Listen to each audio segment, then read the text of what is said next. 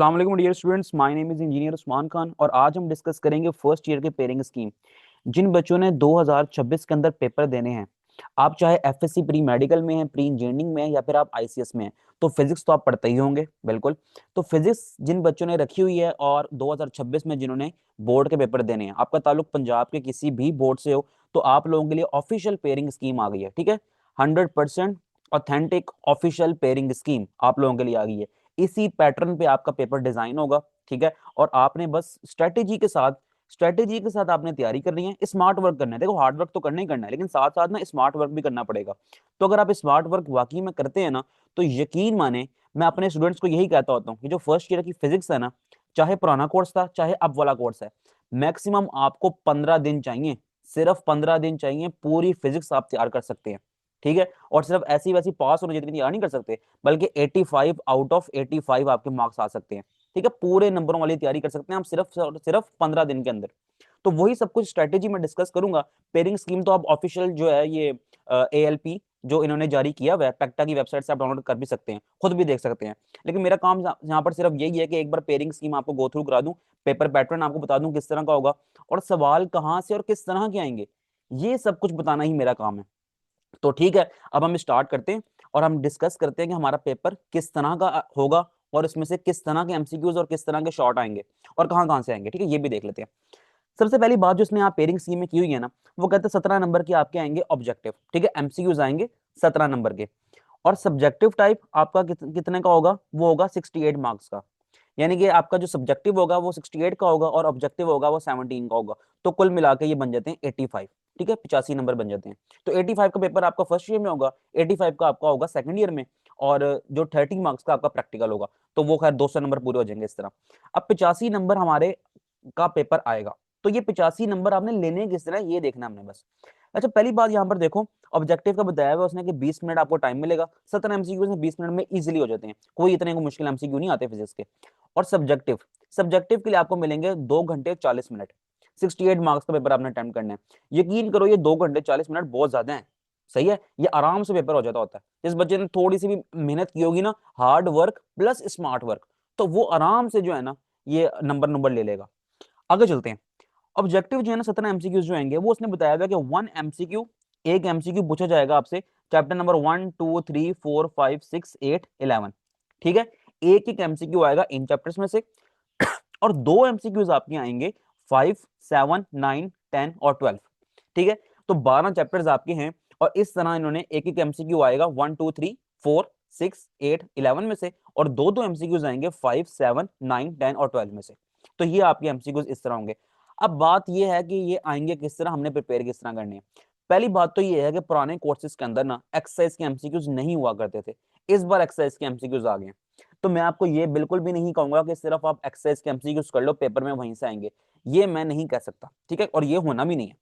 होगा क्या, आपके एमसीक्यू 17 नंबर के आ रहे हैं ना, तो 6 या फिर 7, मैक्सिमम भी 8 आ जाएंगे, चलो बस। इससे ज्यादा एमसीक्यूज एक्सरसाइज में से नहीं आएंगे।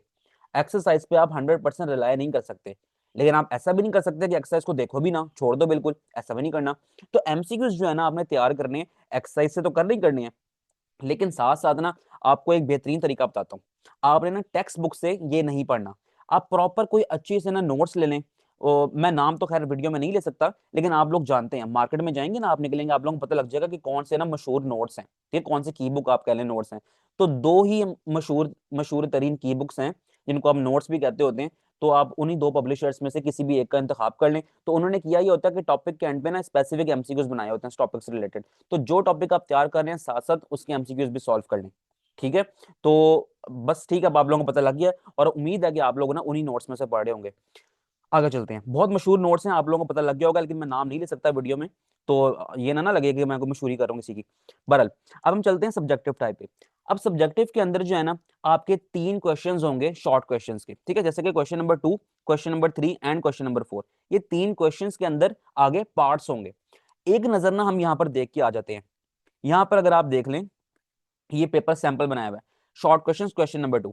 इसमें आपको ना 12 सवाल दिए गए होंगे, और अटेम्प्ट कितने करने हैं, 8 करने हैं। ठीक है, ये आप देख सकते हो, 12 सवाल दिए हमें और 8 अटेम्प्ट करने हैं। सेम क्वेश्चन नंबर 3 के अंदर आपको 8 सवाल आपने अटेम्प्ट करने हैं, और गिवन कितने होंगे, वो होंगे 12।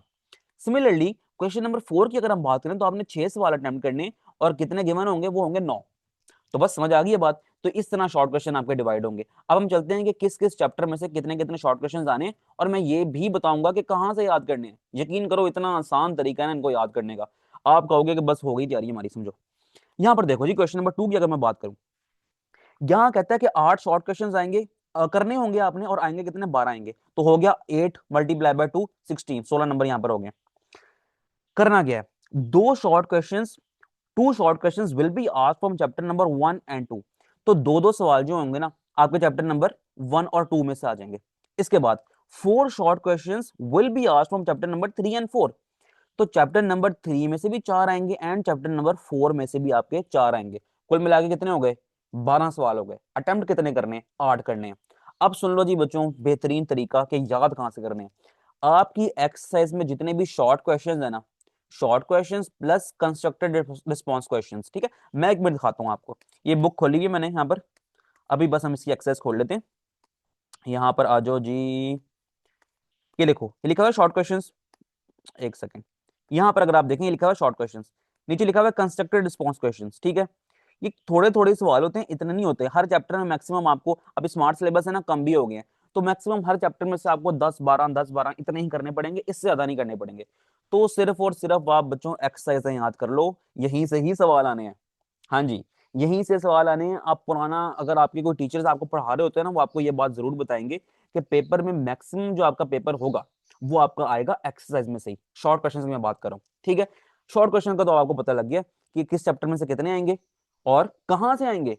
एक्सरसाइज, जस्ट एक्सरसाइज, जिस बच्चे ने सिर्फ पास होना है वो एक्सरसाइज याद कर लो पूरी किताब की। मैं गारंटी से कह सकता हूँ उसके सारे शॉर्ट क्वेश्चन अटेम्प्ट होंगे, और वो सिर्फ पास नहीं होगा बल्कि अच्छे नंबर भी आ जाएंगे उसके।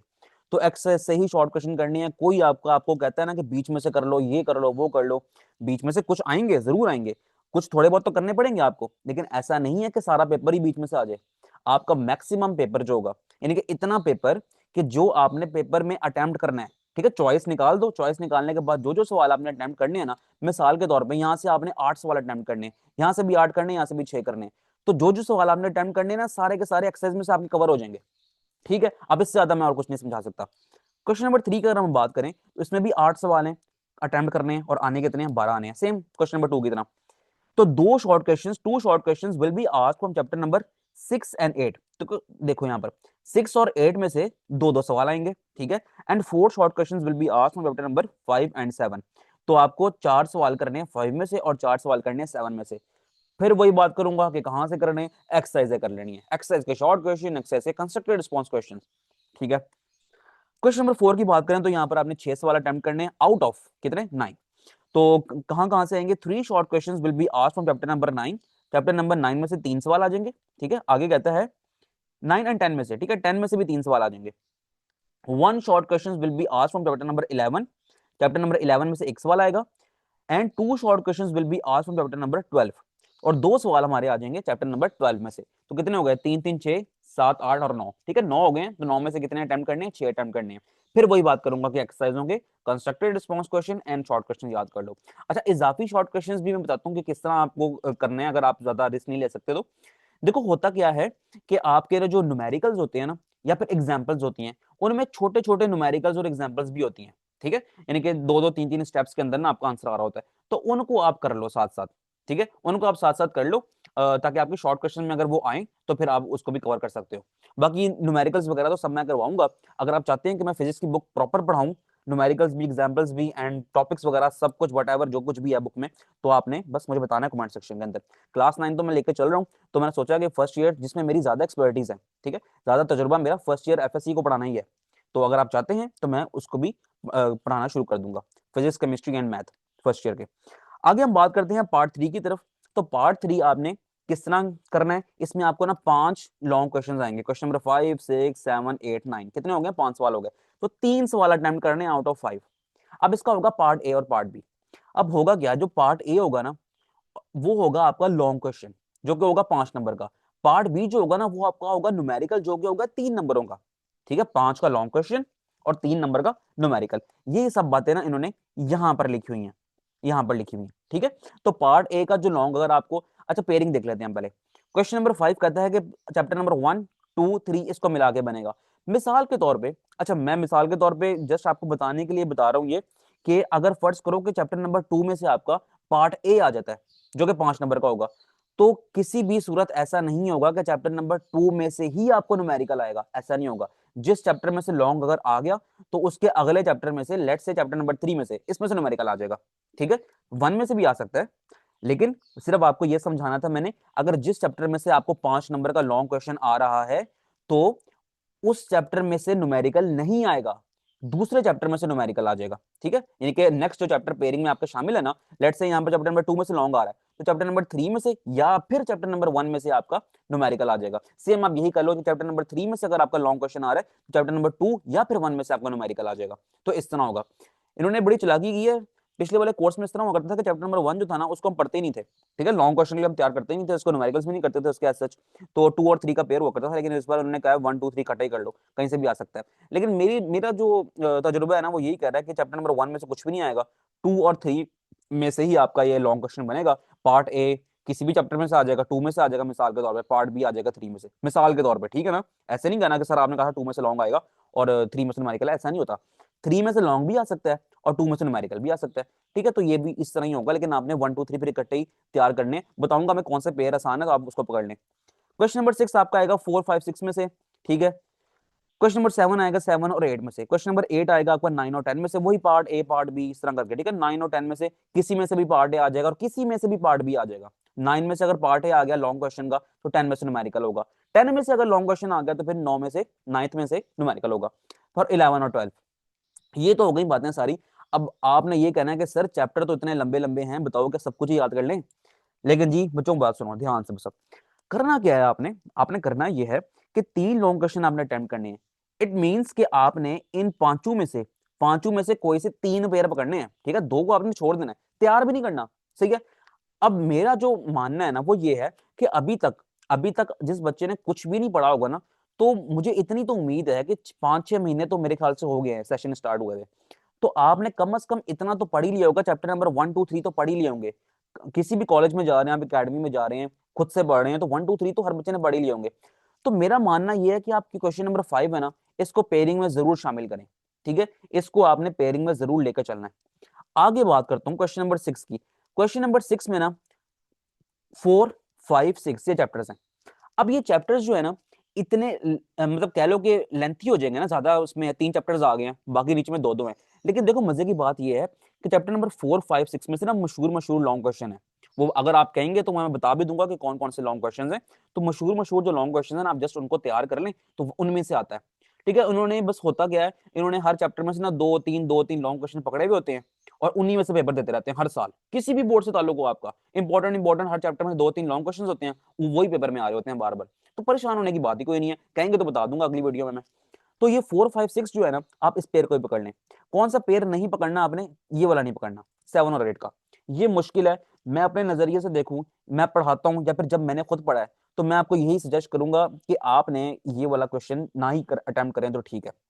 अच्छा, तीसरा पेयर कौन सा पकड़ें, तो तीसरा पेयर जो आपने पकड़ना है ना, वो आपने पकड़ना है question number 9।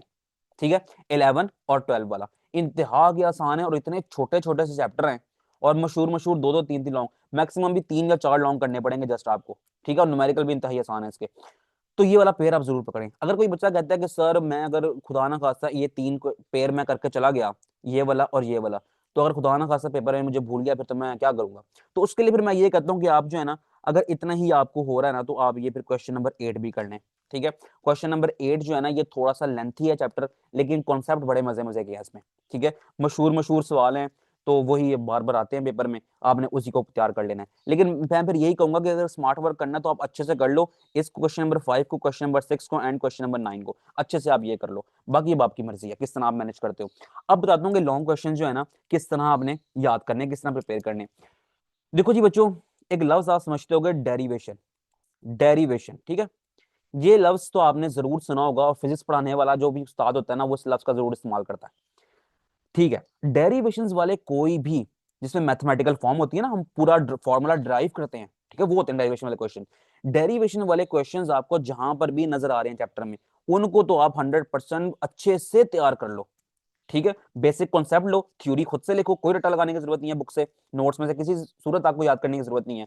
Just basic concept लो, डायग्राम अगर है उसके डायग्राम बनाओ और आप खुद से लिखो उसकी थ्योरी। लेकिन जो डेरिवेशन है नीचे मैथमेटिकल फॉर्म बना होता है, मिसाल के तौर पे मैं अगर कहता हूँ यहाँ पर होगा एफ डायरेक्टली प्रोपोर्शनल टू, यहाँ पर बताते हैं ना, हमने एक फॉर्मूला पढ़ा था कि F is equal to M A directly proportional to M A, ठीक है, तो F is equal to K M A, इस तरह कर लेते होते हैं हम। तो इस तरह के जो कैलकुलेशन वाले होते हैं ना, इनके डेरिवेशन वाले क्वेश्चंस, तो आपने इनको जरूर तैयार करना है। ठीक है, डेरिवेशन वाले क्वेश्चन ही बोर्ड में आते होते हैं लॉन्ग क्वेश्चन में। अब इससे ज्यादा कोई हमारे पास और नहीं है आसान तरीका तैयारी करने का, आपने जस्ट इसको इस तरह देख लेना है। और इसके अलावा भी जब डेरिवेशन वाले क्वेश्चन आप सारे प्रिपेयर करके रख लो, उसके बाद फिर आपने देखना है कि अब कौन सा क्वेश्चन ऐसा है जो कि आ सकता है पेपर में। ठीक है, वो टीचर्स आपको गाइड कर देंगे, या फिर मुझे कहोगे तो मैं बता दूंगा कि डेरिवेशन के अलावा भी कौन से क्वेश्चन जो लॉन्ग क्वेश्चन में आपको नजर आ रहे हैं वो करने हैं। ऐसा नहीं करना कि चैप्टर पकड़ लेना अन्य वहां उसको याद करना शुरू कर देना है, ऐसा बिल्कुल भी नहीं करना। चैप्टर खोलना, जो कुछ लिखा याद करना शुरू कर रहे हैं पागलों की तरह, मत करना इस तरह। ठीक है, सबसे पहले आपने ढूंढ रहे हैं कि पूरे चैप्टर में, मिसाल के तौर पे अगर आपने ये क्वेश्चन नंबर 5 वाला पेयर पकड़ा ना 1 2 3 का, आपने ढूंढना है कि यहाँ पर कौन कौन से सवाल ऐसे हैं, जिस तरह हो गया ना मिसाल के तौर पे चैप्टर नंबर 2 में है प्रोजेक्टाइल मोशन हो गया।